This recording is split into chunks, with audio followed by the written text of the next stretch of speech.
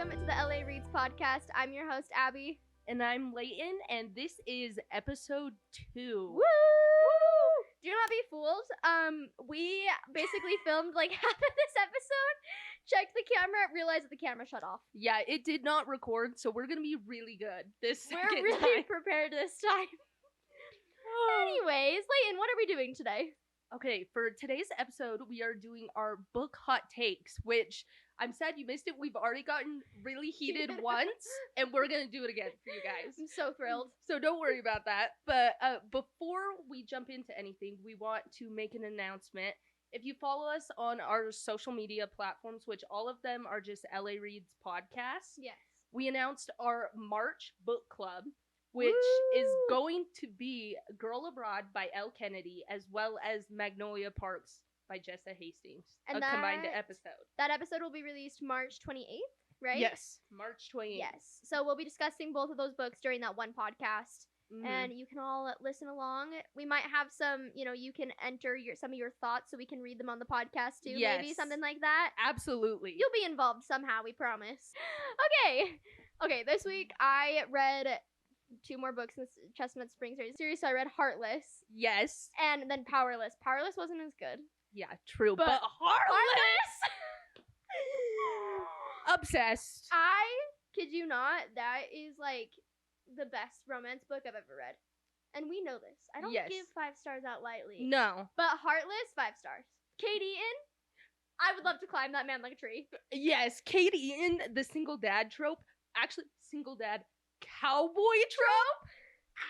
I said this earlier when we were filming, but I just decided that books with little kids in them, especially if like the main male character like interacts with little kids, it has me weak in the knees. Like I love it. Any book that has that like specific part in it, like I devour it. I don't care if it's like their own child or a little brother or like little sibling or something. I don't care. I just love it. Yeah. Something and so about it. Your tentative scale, because you haven't read all of them, is Heartless, Oh yeah. Flawless, Powerless. Powerless, yeah. I 100% agree with that. But so I far. haven't read the other 2, and I also had a lot of people in my comments saying that Reckless is really good. Mhm. So I'm excited to read the next ones, but I bought them finally, so I will be reading them at some point. I We'll will see. say, Reckless, I picked it up without reading the synopsis at all. No idea. One of my least favorite things in the world is the pregnancy trope. It is in there. However, it is the one exception to that trope Really? that I'm like, okay, approved. I like it. Approved. Yeah. Wait, that's hilarious. So yeah, I've been reading that, and then I felt like I really went on a kick for like romance for a while, and then I was sick of it. So I jumped to the author for the Prison Healer series, Lynette Noni, has another book series called the Midorian Chronicles, Mm-hmm. and no one really talks about it. And I was just really in the mood to read something that I knew nothing about, and I've not heard anyone talk about. So I've read the first book. Well, I'm like almost done with it, and it's interesting. It's a little quirky, but the only thing I have heard about it is that it gets better as it goes. So we're Love just that. gonna hold on and hope for the best. But it was nice to. It's like only like the second fantasy book I've read since CC3 came out, and I'm like, oh, Tough. there we go. Yeah. I'm like, oh, fantasy, this is where I belong. Yeah. Oh my goodness. I've never read the Prison Healer Which series. I think is a crime because I have very distinct book series like that are YA that I love. That one, Yes. number 1. Absolutely Floored. love that book series. It's so good. You need to read it. I will. I'm not a huge fantasy reader, but I will add it to my TBR. I It's will a do good that. book series. Anyways, so that's what I've been reading. I put Girl Abroad on the shelf because I was really craving fantasy. Yes. So we'll see how the book club goes later this month, but This is what I was talking about because I also was reading Girl Abroad in preparation for our March book club. I got about 250, 300 pages in. It's maybe 400 pages total. Yep, that was about a week and a half ago. Have not picked it up since. yeah.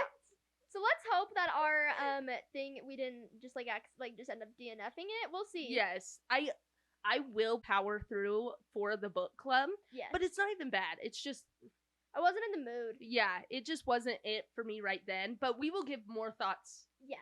another time, another episode, March 28th. Yes. What have you been reading this week? I've been in the worst reading slump ever. Like, I don't know what it is that I want, but I know what I don't want, and I just keep picking up those books. So naturally, after I picked up like 10 books that I was just not that interested in, I did what I do best, and I reread The Right Move by Liz Tom Ford, Love that. which I listened to it on audio this time, which prior I had read it physically. Yeah. And the audiobook told me, it said, this is the Tantor audio. This is The Right Move by Liz Tom Ford. Forde? Excuse me. Liz Tom who? I'm like, okay, I checked. There is an E on the end of her name, so that would make sense.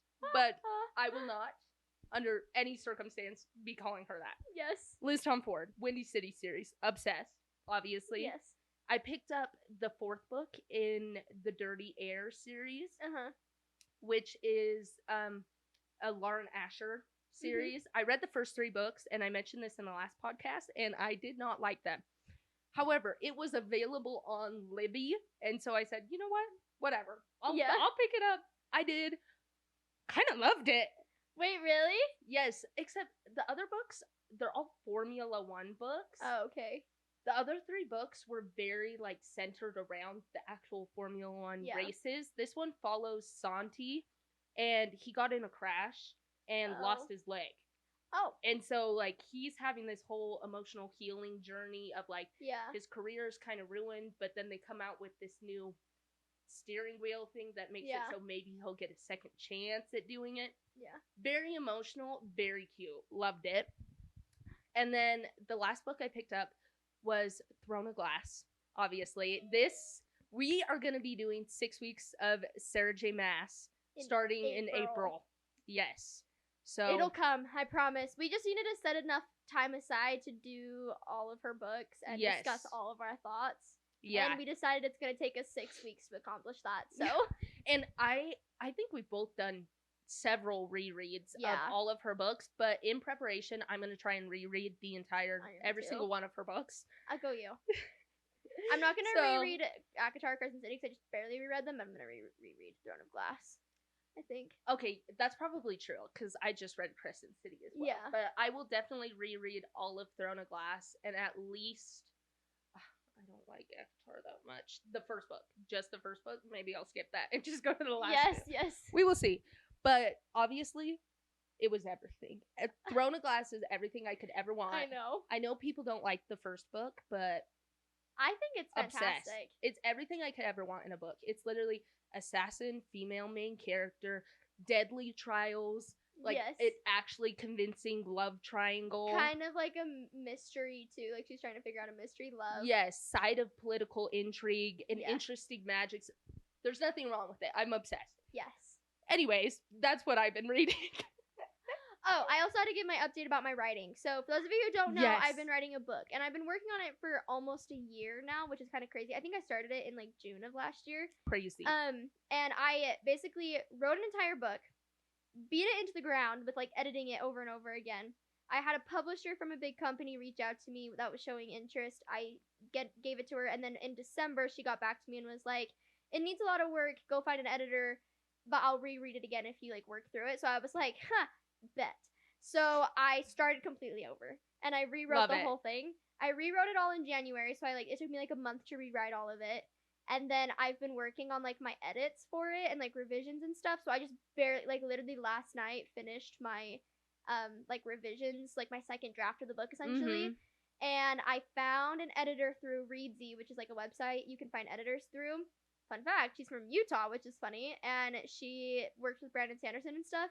Anyways, and I emailed her and submitted my book to like see if she would give me a quote to edit, and she literally answered me while we're in the middle of filming this. Yes. So I haven't looked at it yet, but I'm really hoping that I'll be able to have her edit my book, and I'm super excited. So we'll see. I love that. On our way to publishing. I am fully expecting a early release arc that is signed by the author when it comes out. So, I almost sent it to you last night. Actually, I was like, should I download it and send it to her? But then I was like, no. Let me get through these edits with my editor, and then I'll send it to you. Wait, when you send it to me, you should send it to me electronically. Okay. Because I love to, like, read through it, and then you can make comments. Yes, yes. I love Word. We'll do it. Actually, I did mine in Google Docs, but yeah. Oh, totally okay. Same thing. I've done a couple I've been a beta reader a couple times Yeah. and done it in Google Docs. Love it. Yeah, I love. Anyway, so that's all the updates, I think. All right, let's get this show on the road. We're gonna do this all Yes. again Yes, and we are. discuss our book hot takes. We're gonna do 2 segments. So the first one's gonna be our top 3 book hot takes, Mhm. and then our second one's gonna be our 3 book talk hot takes. Yes, So- exactly. There's a difference, I swear. Yeah. And you're going first. Yes. So these ones are the book hot takes. They're just going to be a little bit more general of reading and everything like that. But to start it off, one of my biggest ones, absolutely despise every fiber of my being, physically withers away anytime I see this happen. And I would like to write a book one day, and I will never do this. And if I do, you can come back and haunt me with this clip because it will not be happening. But it's like, when books have super niche, obscure pop culture references Oh, yes. in the middle of it. Like, I read for enjoyment. I read for entertainment. I read to escape reality, right? I cannot be reading and all of a sudden be like, oh, Ellen DeGeneres. Who? Why is Ellen in my book? That was a direct at It Ends With Us by Colleen Hoover, because That's so awesome. she's writing letters the entire time to Ellen DeGeneres. Oh, I hate that. I've never read that book, but I absolutely hate it. No, yeah, I'm like, who? Actually, I know who wrote it, but somebody wrote it and said, that's gold right there. You really turned that into your editor. Your editor was like, absolutely. Ellen DeGeneres is what's really going to get this book to go through the roof. I'm Yes. like, I no. agree. Like, granted, like, especially in romance books when, like, they are in the real world, but, like, they're not supposed to be, so don't remind me. Yeah. I'm like, I'm supposed to escape reality. Don't remind me that this is in real world. Yeah, exactly. And it makes sense with how prevalent, social media is nowadays, and you can make a living as an influencer and so on and so forth, that those are going to be plot devices that are used in romance books. Yeah. But, like, reel it in a little bit, because Yes. I read Check and Mate by Allie Hazelwood. I rated Yes. rated that book 5 stars. Yeah. Floored. As Abby said, we have a very distinct rating system, so like Yes. 5 stars is crazy. I have less than, like, 10 5-star reads, I think. But that is barring like half of the references in there, because within the first page, she name drops like 7 celebrities, and I'm like, I'm just gonna rip that page out of the book, pretend I did not see that, because the chess aspect of it, beautiful. But she's the That's biggest so offender funny. that I know. Allie Hazelwood, all of her books. I'm like, oh my gosh, I do not need to hear about the Harlem Shake or Yes. something. Like- Even, like, books that use social media and stuff, like, Twisted Lies she's, like, an influencer, Oh, and yes. she's, like, it's, like, a fake dating situation. Anyways, and yeah, it's, like, every single time, I'm like, oh, frick me, I, like, forget that, like, I'm like, why is she using Instagram? That shouldn't be happening, but I'm like, I guess that makes sense. It's literally Yeah. in the real world. I But forgot about that. Literally in Twisted Love too, when oh my gosh, why did I just slip her name? The main girl. Ava. When she falls into the pool or whatever. Oh, yes. Alex sees it because somebody's like live streaming on Instagram. They're like, oh look, there she goes into the pool. Yes. That one, okay, side note with that one too is she's a photographer Yes. in that book, and I'm like, oh my gosh, she has, like, a normal job, and I'm like, that's not right. Yeah, floored. I Crazy. didn't like that one. Anyways. Okay, yeah, I agree. I don't like that. Okay. My first one is, now you're gonna think I'm psycho, but I love hardback books, and I will choose to read hardback over paperback. I, with my whole heart, disagree. No. To be fair, I have more paperbacks because they're cheaper. However, I just think that hardbacks, I like that I can just set them in my lap and read them. I don't hold them, like, try and, like, Yeah. hold them with one hand or anything, because that's impossible. But I love hardbacks because I can just set them on my lap. I love them because they look a lot nicer on my shelf. They're gonna last me a lot longer. Like, there's nothing, like, there's only good things about hardbacks.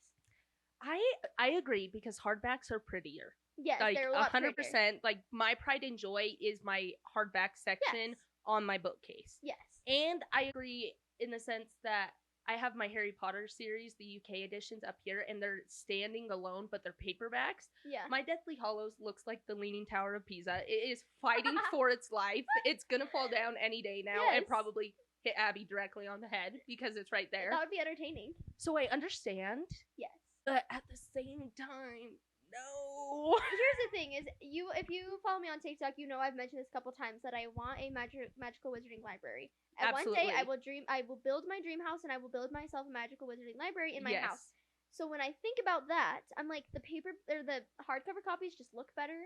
They're gonna last longer. My children will actually be able to read them. My paperbacks, no way they're making it that long.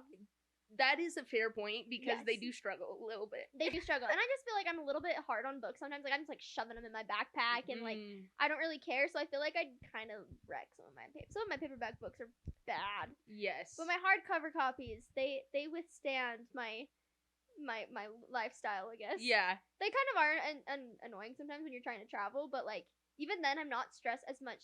I'm not stressed as much when I shove hardcover backs in my backpack because I'm like, oh, they'll be fine. But Yeah, paperbacks, I'm like, I try and shove them in, like all of a sudden the pages are all like, yeah, they're all crinkled, and you're like, well, there we go. anyways, is your library gonna have a ladder? I want a Yes. library with a Well, ladder. my library is gonna have 2 stories. Oh, it's very It's magical. gonna be like a tall, it's gonna be like a tall, like quite literally With a a- magical wizarding library. What is this called? A spiral Yes, staircase. a spiral staircase, and then it'll have like a bay window. Anyways, yeah, I have it all pictured in Obviously. my head. Mm. I've already warned Andrew about my magical wizarding library Yes. that I will have one day. It's not gonna be like a pretty like white like aesthetic. No, it's gonna be like a quite literally a wizard lives there. Yes. That's what we want. That's the only way to do it. Exactly. Of course. Okay, what's your next one? Okay. Oh, don't even get me started Oh no. on this one. This is books that are long for the sake of being long. Oh yes. Like, I'm convinced, and people get mad at me all the time for this. I posted about it on TikTok, and people get so upset. Is I do not believe a romance book, any romance book. You cannot tell me one Yes. romance book that needs to be over 400 pages. Agreed. Like- 110% agree. If the plot is romance, Yes. if that is the main plot, there's not more than 400 pages worth of plot there. No, there's truly not. Even Yeah. and I had this on my list too of just like to add to that is like especially like book 1 in series, fantasy, romance, I don't care. Like Mhm. don't make it a ton of pages. Like the beginning of Yeah. a series should be so short. Yeah. You are just getting your readers into the series. Why would you make it 1,000 pages? Yeah, it's like when you go to Costco and they have the samples. Yes. You're like, I just want a little sample. I need a sample of the series. If it's too long, then I'm not gonna. I've never Yeah. read. I've tried to read The Way of Kings by Brandon Sanderson, but I Mm. can't because it's literally so long, and I'm like, I cannot commit. Maybe I just Yeah. have commitment issues. I don't know, but I can't commit to a 1,000-page book. I can commit to a like a 3-book series. If that book series was split into like 3 books that equaled out to Yes. 1,000 pages, I would read it in a heartbeat. Yeah. I would read it probably in like a couple of days. Yeah. But where it's like 1,000 pages for one book, I'm like, no. And I feel like we need to state the caveat with this is Abby and I are not opposed to reading long books. No. I will read an 800-page book if it has 800 pages worth of good plot and Yeah. content. Like, Yeah. that's fine. I'm okay with that. But I will pick up romance books, and you're telling me it's 750 pages, and it's a hockey romance? Like, what are you? Even like Icebreaker was one that I don't know how many pages it is, but it was longer, and I'm like, there was no need for this to be longer. Yeah. This is a lot of, oh, we did this month. Now we're here. Like, I'm like, okay, that was so unnecessary. Yeah, I'm like, I'm convinced you give me a red pen, I can make it 400 pages. Yes. Like, it does not need to be that long. So, No. I already know that when I give my book to my editor, she's gonna be like, red pen. well, I feel like Just shorten it it's up. more impressive, especially for fantasy, to write a shorter book that has a well-rounded, like, complete plot. Yes. Saying, I built a whole entire world, did a whole entire Yes. storyline, it came to a very good ending, Yes. and it took me 400 pages, it took me 450 pages. That is impressive. Yes. It's not, oh, yeah, well, I built a world, but it took me 1,000 pages. Yes. Okay, my next one is, so, let me explain what a trope is. A trope Yes. is what are used to describe certain parts of it or aspects of a book that happens in it. So, like, for example, if the people, like the main characters that are gonna fall in love are enemies in the beginning, then you'll have an enemies to lovers trope in the book. Mhm. My thought is that tropes shouldn't exist. As far as, like, marketing goes. Like, I understand, like, within writing, like, you're gonna add certain tropes into your writing, and, like, that's how it's gonna be. But don't use tropes to explain what's gonna be in the book, because I feel like it's just spoiling the book for you. Yeah. And I miss the days where I just go into a book blind. Like, the best books I've read is because I went into it knowing nothing. But now, like, TikTok is taking it to a whole other level. Like, it is, like, niche. Oh, yeah. Like, it is very specific. Like, there are so many people that are like, read this book, it has a one bed trope, and it has, like, who did this to you trope, and you're like, okay, so that's, like, very, very, like, distinct and very, like, what's the word?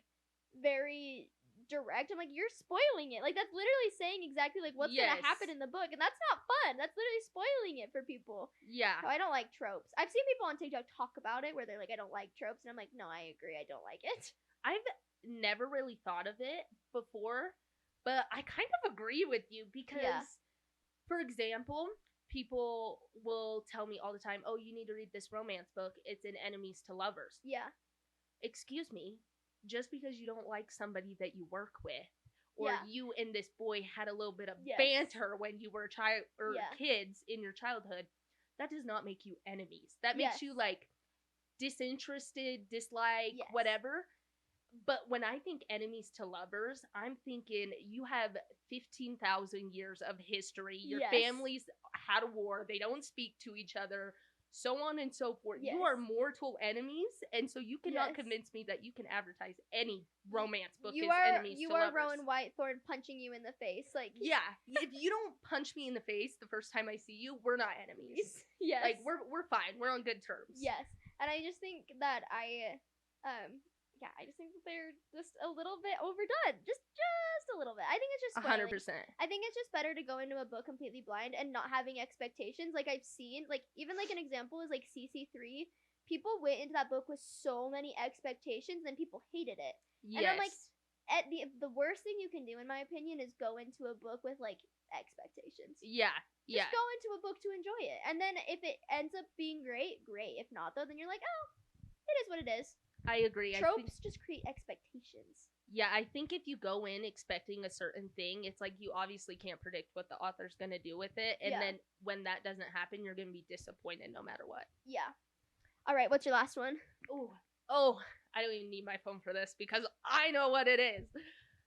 Have you watched and or read The Vampire Diaries? Oh, I've watched parts of it. Like, I've watched half of it, maybe. Okay.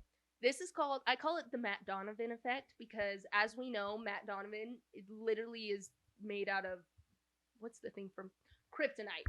Kryptonite. That's what I was going for. He is indestructible. He does not die. For the life of him. Even though we all think, that could have been an okay choice earlier in the series. However, when authors will not kill off their characters, it makes me so upset because I'm like, I don't even know how to describe it because, yes, I love my characters. I'm attached to them. I don't want them to die, but I also want my heart ripped out and for you to do a little dance onto it and then you to point at me and laugh in my face and say, I just killed your favorite character. I'm like, I need that emotional turmoil in my life. Yes. So 100%. You have to kill off somebody or else it makes me think that when they're in these, like, super perilous situations, nothing's gonna happen. I think that I agree. Like, I read for enjoyment, but also the emotional turmoil. Like, I enjoy when authors, and I honestly respect too, when an author can pull out that side of my emotions. Like, if I'm sobbing in a book, like, you've accomplished something. Yes, give me a good cry. Yeah. Please. Give me a good cry. It's therapeutic. It is. But we love Sarah J. Maas, but do. she is the greatest offender of this. You're telling me you wrote, let's take ACOTAR, for example. You wrote 4 books, whatever. Yes. And you are having the greatest war in thousands of years. Cassian and Azrael are tearing down people left and right. People are dying by the hundreds. Tens of thousands of people are dying. And every single one of your characters came out unscathed? I don't understand either. I've always thought that too. I'm like, I mean, okay, they may not have come unscathed. Yeah, that might have been traumatic. And I hate when books are like, and she does this too, where it's like, they do die, but they're not really dead. Like, they come back alive, and you're like, whoa! Exactly. I'm like, I don't know if you call that, like, the resurrection trope or whatever you want to call it. Fake death trope. Fake death. I'm like, I get full body chills and I want to walk over, throw the book in the trash can, slam it, throw it out of my window. I cannot stand it because I'm like, if you're gonna kill somebody, it's okay for people to stay dead. Like, you don't need to bring them back. I already had that emotional turmoil, and now you're just hitting reverse and undo, and now I'm upset. Yes.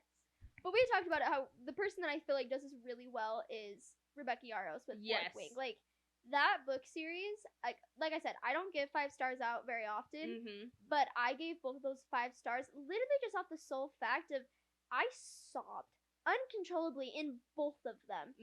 I was more emotional reading Fourth Wing in the first 2 books of her thing than any of the SJM books out of the 16 books she's read. Yes. I cried more in Fourth Wing and Iron Flame just because she's so good at bringing that emotional side to her writing. And I'm like, I love it. Like, I love seeing it. I think you're right. I think she's the best example because Fourth Wing spoilers a little bit. We all know how it ends, and that was terrible. I was ill. I was bedridden. I almost did not go to work because I was unwell. However, we do see a little sneak peek of that character again in Iron Flame, but it's through hallucination type thing where it's like, I feel like that was really impactful, and she didn't have to resurrect it. No. It's like, this person is dead and he is staying dead. That made me sob. Like, that was the part in Iron Flame that I sobbed my eyes out. And again, because it was, I all of a sudden had this emotional connection to a character that is no longer there, but she's having this, like, I think that if he would have been resurrected, I don't think I would have had that same reaction, but because it was in the way that it was, I, like, literally was, like, uncontrollably sobbing. Yeah. I see this character's name on the paper, and I just start crying immediately. And I'm like, what is wrong with me? She did... Spoilers, she did resurrect a certain character, a character that we don't like very much. Oh! And even that, like, we're not supposed to like him, so I don't think we were supposed to be happy about it, but I thought that was one of my least favorite parts. I'm like, why is he here? He serves no purpose. Yes. He should have stayed dead. Just stay dead. I don't understand.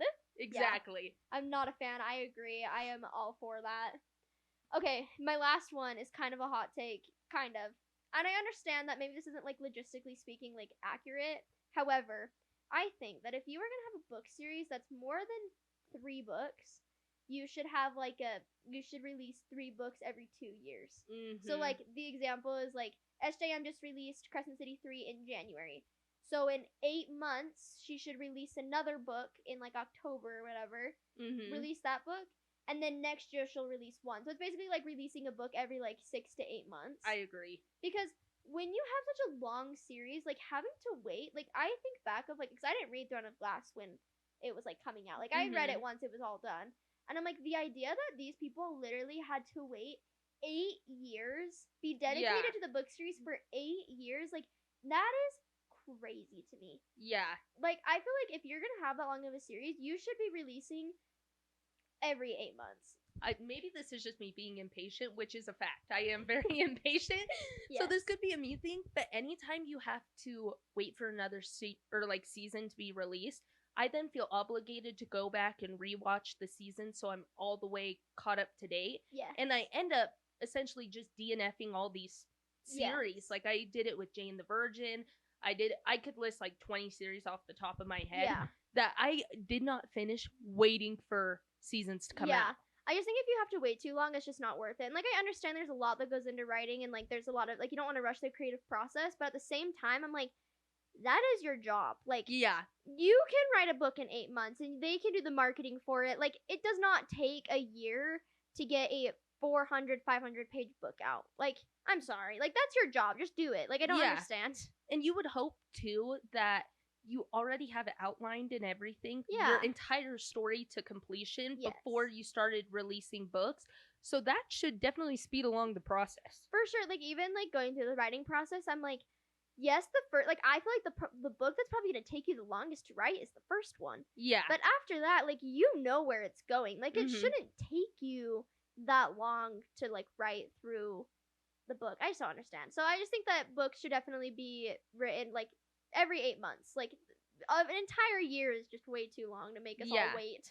Yeah, I 100% agree. Yeah. All right. We are going to hope that this works. Yes. I'm really hoping and praying. But now we are going to move to our top 3 book talk hot takes. We're gonna try our best to make it speedier. Do you want me to go first this time? Yes. All right. We're gonna start off strong. I feel like these ones are more my hot takes for sure. Yeah. All right. The first one, we'll start off smaller. That the Cruel Prince series that everyone loves, I think is so bad. That might be, I feel like, an exaggeration to a little bit of an extent. No, it's not. You told me you rated. I mentioned this in the last last podcast. The last book in the series, I rated a 1 star. I did not rate it 1 star, but I think I rated it maybe 3, which means like I'm indifferent to it. Like it was not good, it was not bad, it was just there. Every book was basically the same thing. I love Jude, so that's hard because I really like her character. Mm-hmm. The plot with her dad made no sense. Her sister, like, I just didn't get it. And I think that every single book was like literally the same, but people are obsessed with it, and I'm like, yes. If we're gonna be obsessed about a YA fantasy book series, let me give you some actual let me good tell recs. you. Let me tell you, Prison Healer series, great. I'm like, but we could do better. Yeah, I also, everybody goes feral for Cardin. Oh, and yeah. Excuse me, that man was not manning the entire first book. I could not stand him the first book. He was bullying to his fullest extent. This man has a tail, friends. He's got a whole A tail, and it makes people go feral on TikTok, and I don't understand. I'm not gonna lie, I think I repressed that from my memory till just now. I forgot about that. I try and forget that part. I'm like, no, but people love it. They're like, I love men with tails. And I'm like, what? Yeah, don't say that to me. Also, doesn't he turn into a worm? A snake, I think? A snake. A snake is better than a worm, but I swear, I pictured the Alaskan bullworm from SpongeBob. No, that's how I imagine the freaking word worm from in Akatar. Yeah, the Mingard worm or whatever. Yeah.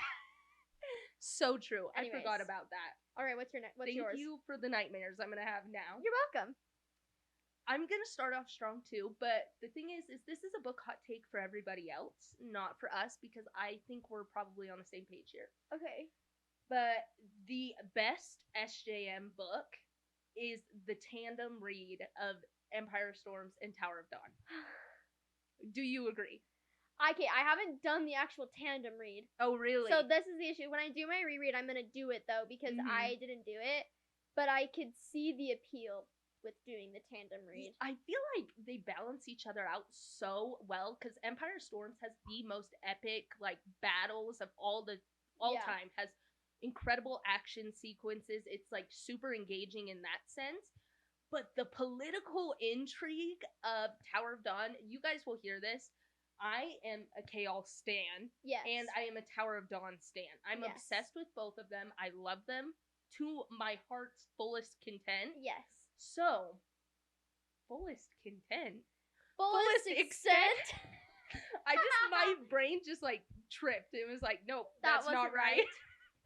But I adore both of them. So the tandem read is the perfect balance of, like, incredible action sequence mixed with this incredible political intrigue. Yes. And the healing journey of Chaol. Oh, it's so good. So the wheelchair scene, you cannot tell me. There's 2 scenes for Sarah J. Maas that I like think about on a daily basis. Yes. The 13 in Kingdom of Ash. Yes. You know the scene, we all know. Yes. And then the wheelchair scene in Tower of Dawn. So I'm excited to do my reread because I've actually only read Tower of Dawn once. I've never gone back and reread it, but I don't hate it. Like, I really liked it the first time I read it anyways, but so I'm excited to do the tandem read because one, I need to know if it's actually good to, like, recommend to people, but 2, I'm just, like, I'm excited to reread it because, I like Chaol, and I liked his character arc.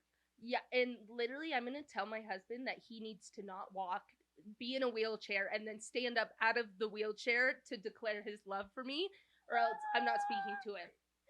It's whatever he does will never be good enough. Yeah, that is what I want. Okay, my next one. I'm scared. Oh no. I think that morally great men aren't the superior trope. Or that it's just way too overdone. I feel attacked. That is probably my favorite type of man. Okay, hear me out though. I just think that it wouldn't be bad But now I feel like as like people think that that's like the standard. Like you have to have a morally gray man in Yes. your book. And I just think it's being overdone, overhyped. And I think that there are other types of men in books. Like for example, Kai from Powerless, I would describe him more as like arrogant playboy than I do like morally gray. And I think that's better. I think sometimes people think morally gray is synonymous with wet paper towel. Like literally just synonymous with they are a plank of wood that you Yes. have drawn 2 eyes and a smiley face on and said, Yes. this is a character now. He has no personality. A light. No! We're gonna keep going. Our lights are probably almost gonna start dying. Let's go. But yes, I think they think it's synonymous with like just having no personality at all. And they're like, no, conflicted. And you're like, no. That's not no what it means. personality. Yeah. Yes. So my hot take is that I love a good morally gray man, but every once in a while, and that is not the standard for fantasy books. I think that there are better options. I love a good golden retriever boy sometimes too. Dorian Halvard, however you say his freaking name, love that man. I love him. I will say, I mean, another time, another episode for Throne of Glass, but I never understood the Dorian hype. I was not with it with Dorian. However, in this reread, I started thinking again, and I was like, wait a minute. I think we'll have to discuss this in our SJM stuff, but I think he has one of the best character arcs that she's written. Really? Because I feel like he was put so far on the back burner, I kind of forgot he existed for a while. No, I think his was so good, but we'll discuss that later. Another time. Okay, what's your next one? Okay. Last one. We will have to see if we can be friends after this. Oh no. Because it is Iron Flame was just okay. So this is really awkward because my last one is I love the way Fourth Wing and Iron Flame is written. Shut the front freaking door. Okay, I agree. I feel like whatever she did in Fourth Wing really worked for me. I loved that the action started with Parapet and everything in the first 40 pages. Yeah. I loved the writing style. I was like hooked and I almost read it in one sitting. Like it was everything I could ever want in a book. Iron Flame, I could not stand Violet. She was so difficult to listen to. Yeah, maybe we can't be friends anymore. Stop. Because my thought was that I love the way that it's written. I love that it's very like not like it's more like casual writing, like it's very voicey. Yes. It's a lot easier to follow. Yes. Violet in that book reminds me like how Nesta is, where it's like, do I agree with all of her actions? No, and they piss me off. But overall, do I love the character? Yes, I do. Therefore, I loved it. It was giving America from the Selection series on my third reread of the Selection. I could see that. I could see that. She was being so wishy-washy and back and forth that I could not stand to even listen to her complain the entire time. Also, I felt like it was very repetitive, and there was a big lull in the middle, which you informed me that Iron Flame was initially supposed to be shorter. Yeah. Right? Yeah. And it was when they moved over to where they Xaden's... move and they leave. So for those of you who have read it, you'll know what I'm talking about. When they leave and they arrive to the new place. Yes. That was originally supposed to be the end of the book. Yeah, which would make sense. And then her editors were like, you need to make it longer.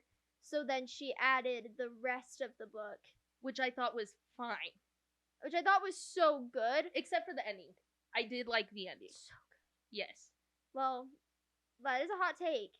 Yes. But I think that it's not necessarily a hot take for book talk, because I think a lot of people would agree with you. I think my hot take of that it's good is where we struggle, because I think it was so good. I will not accept Fourth Wing slander. I loved Fourth Wing, and overall, I think I still rated Iron Flame 3.75 or something like that. I thought it was good. Yeah. But I think it goes into what you were saying with I had such high expectations for it that it just I feel like it felt kind of flat. See, I didn't feel like it felt flat at all. So there's the tea right there. Yeah, I love that we directly contradicted each other. Yeah, that was really awesome. But my one thing I will say, though, is that I loved Iron Flame, but I think that if Violet goes back to like not trusting Xaden, I'm gonna off myself. That will make me mad. In the next book, if like the problems aren't resolved all the way, then I'm gonna be upset. Also, you're this is random, but you're telling me because Xaden specifically says in the book that those two are gonna be endgame. Yeah. You're telling me the love interest from book 1 is gonna be the love interest in book 5? Like, we've read Sarah J. Maas before. We know about the second or third book love interest that comes in. Or I heard, oh my gosh, this will be another video for another time, but I did hear a theory that it's like, what if it's a true enemies to lovers and her actual love interest is Dane? Ew, no. Stop. Okay, we'll stop because we'll have to address this another time. We have to make a whole video on Fourth Wing series because I have so many thoughts, but yes. Yeah, no. Yeah, I would not be here for that, but he's well on his way to a redemption arc, so... He can have a redemption arc, fine. Anyways. Okay, I think that's the end of our hot takes. Wait, I have one more. Oh, okay, do it. But I'll keep it very brief because I know you haven't read this book.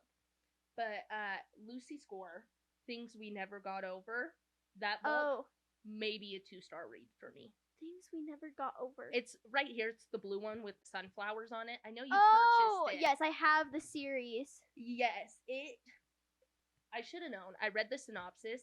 It literally has an evil twin in it. Like, it is a real-life telenovela, but it has no satire. They are being 100% serious, and her name is Tina. The evil twin is Tina. And I was very excited because Knox, the male main character, he's very gruff. He's he gives more Cassian vibes than he does, like, pretty playboy Rhysand vibes, which I love those characters. I love Cassian. So I was like, the man is manning. I'm excited for this. Yes. He is a child. I could not stand him. He Love. was the bane of my existence throughout that whole book. Tina is now a trigger word. Yes. Cannot even hear it without going physically ill. This is where TikTok books get me really nervous because, like, that book series is screamed about everywhere on TikTok. Like, everyone loves it. That's how I feel about Magnolia Parks too, which is why I'm really interested to read the series for this month because I'm like, people literally sound like they will literally die for that book series, and I'm like, are we sure? Because I feel like I've been very much disappointed in most of the books that I've read that are, like, popular on TikTok. Yeah, and I heard the second one, everybody thinks the second one's worse. And I'm like, worse? I've never given a book a negative star, but, might be reconsidering if I have to read that. Well, I love that for us. Yeah, that is the end of the hot takes. All right, now we have no more hot takes. I'm going to check the camera again and restart it. All right. In our last segment, we have said that we are going to do a game at the end of every episode. So today, we are going to be doing our fantasy book talk book draft. Yes, and this is going to include both fantasy and romance books. Yes. It's any book talk book overall. As a series. So we don't get to choose individual books, but a series as a whole. I feel like we need to do rock, paper, scissors to see who goes first. Okay, wait, on shoot? Yeah. Okay. Rock, paper, scissors, shoot. Rock, paper, scissors, shoot. No! Frick me. Okay. Leighton's gonna go first. We're gonna do rapid fire. Our top 5 book talk book draft. Go. Yes, and you can let us know after who you think has the better draft. All right.